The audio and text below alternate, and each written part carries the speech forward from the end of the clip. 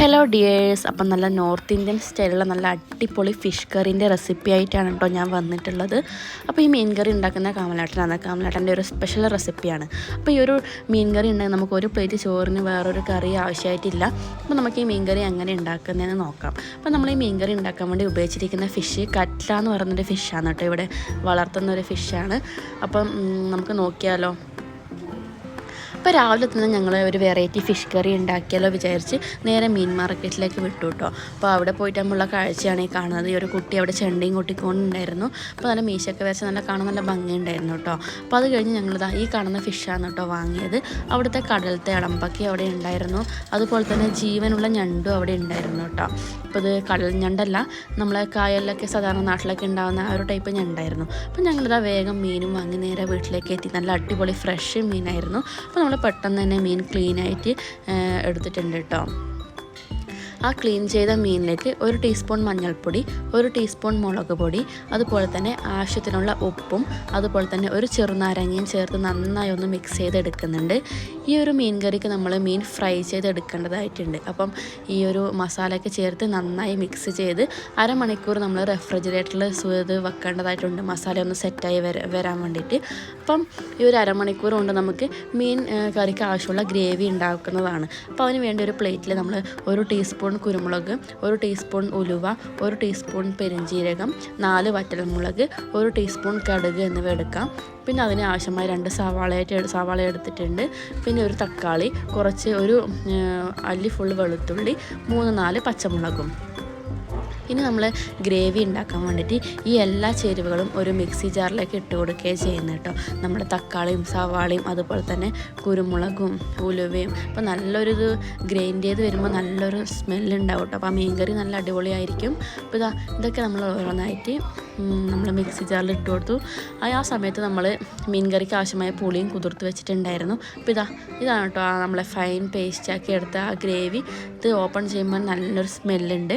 അതിനുശേഷം നമ്മൾ ഒരു പാൻ അടുപ്പത്ത് വെച്ച് അതിലേക്ക് 2 ടീസ്പൂൺ കോക്കനട്ട് ഓയിൽ ആഡ് ചെയ്ത് കൊടുക്കുന്നുണ്ട്. പിന്നെ ആ പാനിലേക്ക് നമ്മൾ നേരത്തെ റെഡിയാക്കി വെച്ച ഫൈൻ പേസ്റ്റ് നമുക്ക് ആഡ് ചെയ്ത് കൊടുക്കാവുന്നതാണ്. ആ മിക്സ് ആഡ് ചെയ്ത് കൊടുത്ത ശേഷം നന്നായി ഒന്ന് ഓയിലിൽ മിക്സ് ചെയ്ത് കൊടുക്കുക കേട്ടോ. അപ്പോൾ ഇങ്ങനെ ഓയിലിൽ മിക്സ് ചെയ്ത് കൊടുത്തുകൊണ്ടിരിക്കുമ്പോൾ അതിൻ്റെ കളറൊന്ന് ചേഞ്ച് ചെയ്ത് വരും.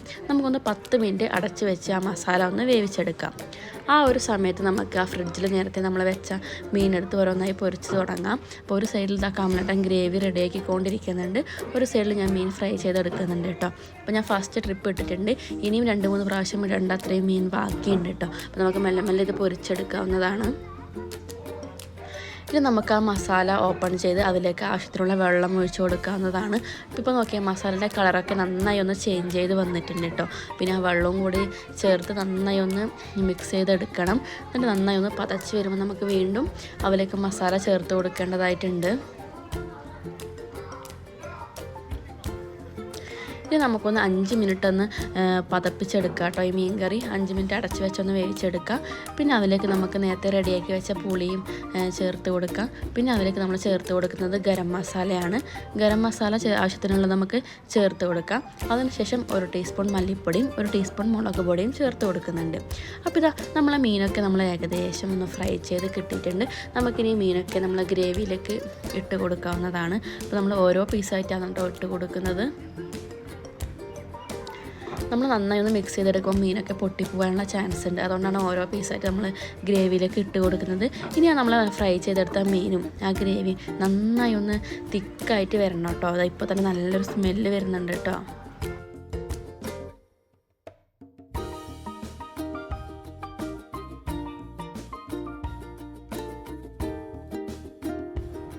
അപ്പോൾ നമ്മൾ മീൻ പീസൊക്കെ ആ ഗ്രേവിയിലേക്ക് ഇട്ട് കൊടുത്തിട്ടുണ്ട്. മീൻ പീസൊക്കെ ഇട്ട് കൊടുത്തൊന്ന് ഗ്രേവിയിൽ നമ്മൾ നന്നായി മുക്കി വെക്കണം കേട്ടോ. അപ്പോൾ അതിന് ശേഷം നമുക്കൊന്ന് 5 മിനിറ്റ് നമുക്ക് അടച്ച് വെച്ച് വേവിക്കാം. ആ ഒരു സമയം കൊണ്ട് നമ്മൾ മീൻ പീസും അതുപോലെ തന്നെ ഗ്രേവി നന്നായി ഒന്ന് സെറ്റായി കിട്ടും. ഇപ്പോൾ നമുക്ക് ഇത്ര ഗ്രേവി ആവശ്യമുണ്ടെങ്കിൽ ഒരു 5 മിനിറ്റ് കഴിഞ്ഞ് നമുക്ക് ഗ്യാസ് ഓഫ് ചെയ്യാവുന്നതാണ്. ഇനി കൂടുതൽ തിക്നെസ് ആവശ്യമുണ്ടെങ്കിൽ നമുക്കൊരു 10 മിനിറ്റ് കൂടി ഇത് അടച്ച് വെച്ച് വേവിക്കാവുന്നതാണ് ലോ ഫ്ലെയിമിൽ.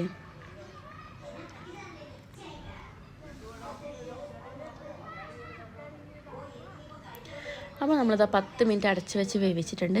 അതിനുശേഷം നമുക്കൊന്ന് തുറന്ന് നോക്കിയാലോ. അപ്പോൾ ഇത് ആ വെള്ളമൊക്കെ അങ്ങ് വലിഞ്ഞ് നല്ല ഗ്രേവി മീൻ പീസ് നന്നായി ഒന്ന് സെറ്റ് ചെയ്ത് വന്നിട്ടുണ്ട്. അപ്പോൾ അത് നോക്കിയേ, നല്ലൊരു തിക്നെസ് ഉണ്ട്. അപ്പോൾ ഈ ഒരു കൺസിസ്റ്റൻസി നമുക്ക് മതിയായിരുന്നു. അപ്പോൾ നമ്മൾ ഗ്യാസ് ഓഫ് ചെയ്യുന്നത് കേട്ടോ. നമ്മളെപ്പോഴും ഒരേ പാറ്റേണിലുള്ള മീൻ കറി കൂട്ടുമ്പോൾ ഒന്ന് വെറൈറ്റി ടേസ്റ്റിന് വേണ്ടി നമുക്ക് ഉണ്ടാക്കി നോക്കാൻ പറ്റുന്ന ഒരു ചെറിയൊരു സിമ്പിളായിട്ടുള്ള ഒരു റെസിപ്പിയാണ് കേട്ടോ. അപ്പോൾ ഈ ഒരു കറി മാത്രം മതി നമുക്ക് ഉച്ചയ്ക്ക് ഒരു പ്ലേറ്റ് ചോറ് കഴിക്കാൻ വേണ്ടിയിട്ട്. വേറെ ഒരു കറീൻ്റെ ആവശ്യമില്ല. അത്രയ്ക്കും ടേസ്റ്റ് ആൻഡ് സിമ്പിളാണ്. അപ്പോൾ നമ്മുടെ നാട്ടിൽ കിട്ടുന്ന മീൻ വെച്ചനെ നമുക്ക് ഈ ഒരു രീതിയിൽ ചെയ്ത് നോക്കാവുന്നതാണ് കേട്ടോ. ഇവിടെ പിന്നെ അത് നല്ല ഫ്രഷ് മീൻ കിട്ടാത്തതുകൊണ്ടാണ് ഞങ്ങൾ കറ്റ്ല പറയുന്ന ഇവിടുത്തെ മീൻ വാങ്ങിയത്. ഇപ്പോൾ നോക്കിയേ, നല്ല അടിപൊളിയായിട്ടുള്ളൊരു മീൻ കറിയാണ് കേട്ടോ. അപ്പോൾ ഇനി എന്ത് മീനായാലും നിങ്ങളൊന്ന് ട്രൈ ചെയ്ത് നോക്കണം, എന്നിട്ട് അറിയിക്കണം കേട്ടോ എങ്ങനെയുണ്ടെന്ന്. അപ്പോൾ എൻ്റെ ചാനൽ ആദ്യമായിട്ട് കാണുന്നവരുണ്ടെങ്കിൽ ഒന്ന് ഷെയർ ചെയ്യണേ, സബ്സ്ക്രൈബ് ചെയ്യണേ, ലൈക്ക് ചെയ്യണേ. അപ്പോൾ നമുക്ക് അടുത്തൊരു വീഡിയോയിൽ പുതിയൊരു ഡിഷുമായിട്ട് വീണ്ടും കാണാം. അതുവരേക്കും ബൈ.